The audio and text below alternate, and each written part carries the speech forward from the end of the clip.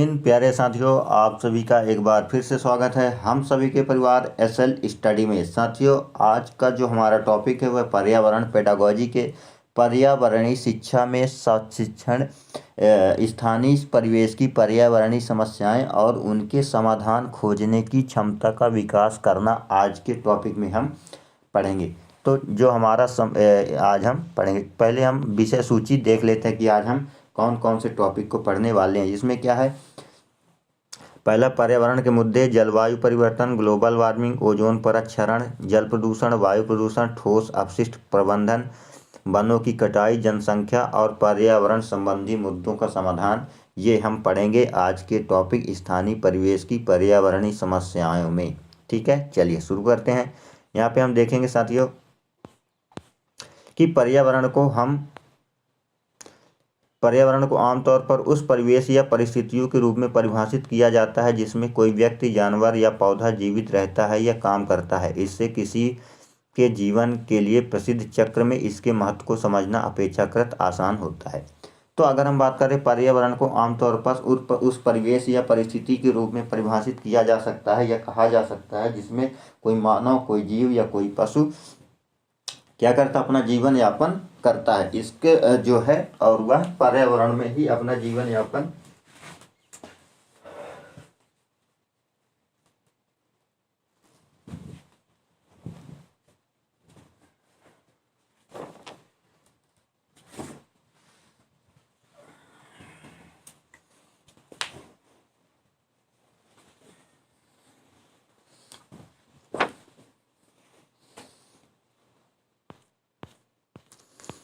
ठीक है। चलिए, हमारा पर्यावरण लगातार बदल रहा है क्योंकि जो पर्यावरण हमारा पहले था प्राचीन काल में वह अब नहीं है। क्योंकि अब क्या है कि जैसे जैसे हमारा पर्यावरण बदल रहा है वैसे वैसे हमें उन पर्यावरणीय मुद्दों के बारे में अधिक से अधिक जागरूक होने की आवश्यकता है।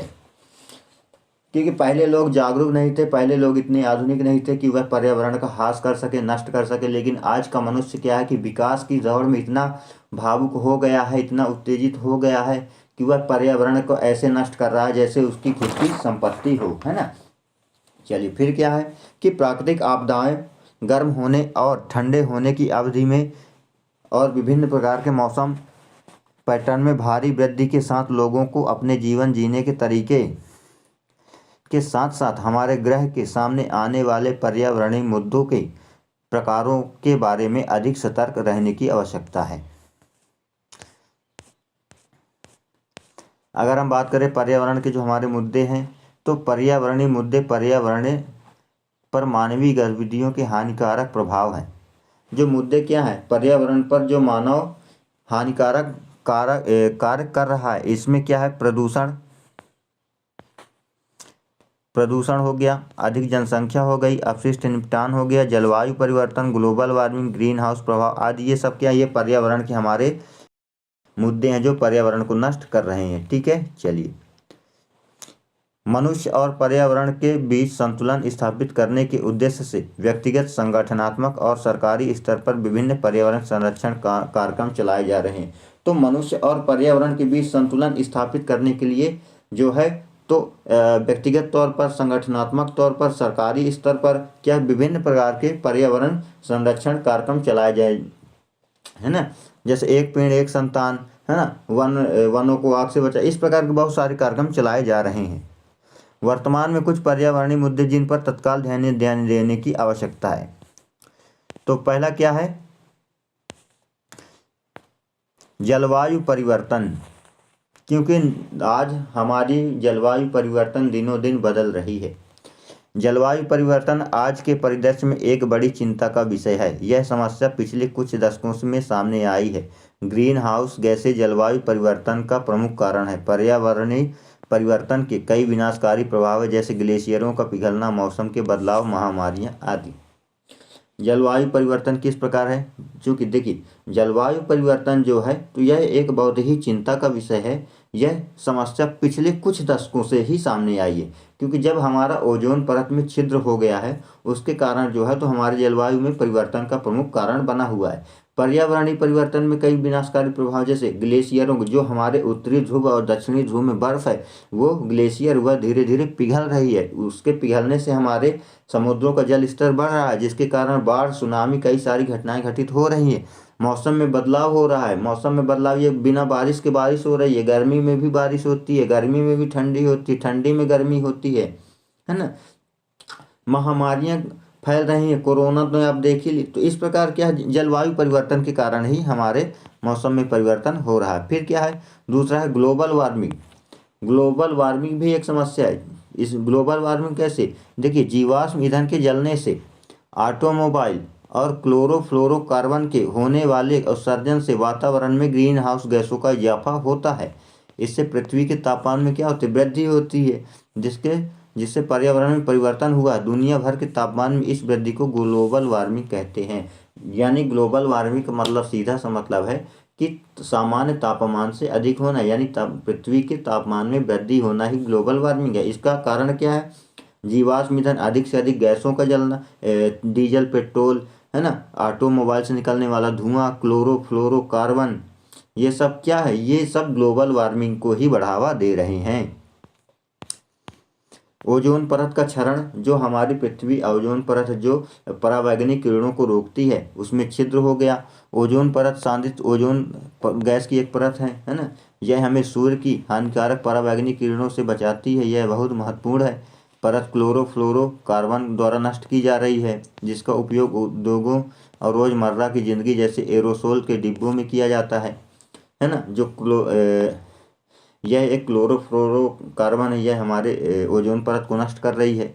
इन यौगिक में मौजूद क्लोरीन ओजोन परत को नष्ट कर देता है, और ओजोन परत में छेद होने से मनुष्य और वन्य जीव हानिकारक अल्ट्रावायलेट किरणों के संपर्क में आते हैं, जिससे कैंसर सहित कई त्वचा रोग होते हैं। जो सूर्य से निकलने वाली जो अल्ट्रावायलेट परावैंगनिक किरणें हैं, वह उस छिद्र में होने के कारण वह सीधे धरती पर आ रही हैं, और मानव को व वन्य जीव को भी प्रभावित कर रही हैं, जिसके कारण मनुष्यों में कई कैंसर सहित कई त्वचा रोग भी हो रहे हैं। ठीक है, चलिए फिर देखते हैं जल प्रदूषण।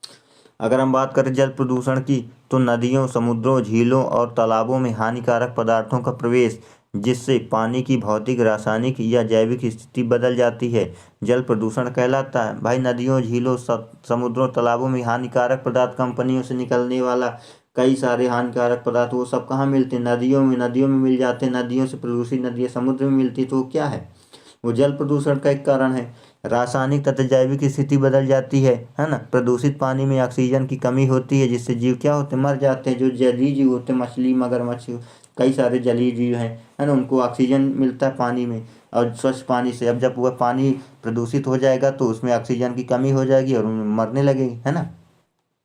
जल जीवन का मुख्य स्रोत है। जल क्या है, जीवन का मुख्य स्रोत है। आप 2 दिन खाना ना खाइए, लेकिन अगर आप 1 दिन पानी नहीं पिएंगे तो आपकी मृत्यु हो सकती है। इसलिए इसे किसी भी प्रकार से प्रदूषण से बचाना हमारा मुख्य कर्तव्य है। ठीक है, चलिए आगे देखते हैं वायु प्रदूषण।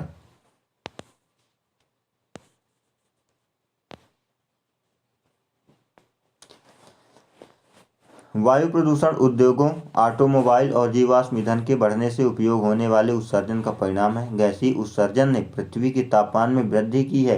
इतना ही नहीं, इसने व्यक्तियों में बीमारियों के जोखिम को भी बढ़ा दिया है। कौन, वायु प्रदूषण। ठोस अपशिष्ट प्रबंधन। ठोस अपशिष्ट प्रबंधन को ठोस अपशिष्ट के उत्पादन, भंडारण, संग्रहण, स्थानांतरण और परिवहन, प्रसंस्करण और निपटान से निपटने के लिए जुड़े अनुशासन के रूप में परिभाषित किया जाता है, ताकि इसका पर्यावरण पर हानिकारक प्रभाव न पड़े। यानी ठोस अपशिष्ट प्रबंधन। ठीक है, ठोस अपशिष्ट प्रबंधन, जैसे ठोस पदार्थ हो गए, उनके उत्पादन से संबंधित, भंडारण, संग्रहण, स्थानांतरण और परिवहन से संबंधित जो है, इसमें निपटान जुड़े होते हैं। ठीक है, चलिए आगे देखते हैं वनों की कटाई।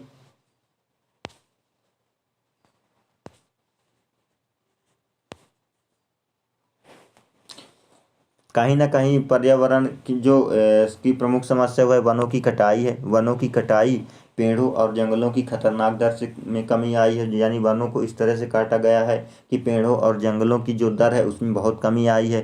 पेड़ हमें ऑक्सीजन और कई कच्चे माल प्रदान करते हैं और पृथ्वी के तापमान को भी बनाए रखते हैं। व्यावसायिक उद्देश्यों के लिए पेड़ों की कमी के कारण पृथ्वी की जलवायु में क्या भारी बदलाव आया है ना। फिर क्या, वन क्या होते हैं, बड़ी संख्या में जंगली जानवरों और पौधों का निवास और स्थान है। वन में क्या बड़ी संख्या में जंगली जानवर रहते हैं, है ना, बहुत सारे पेड़ पौधे रहते हैं। वनों के विनाश से बड़ी संख्या में पौधों और जानवरों की प्रजातियां भी खत्म हो गई, जिससे जैव विविधता प्रभावित हुई है। ठीक है।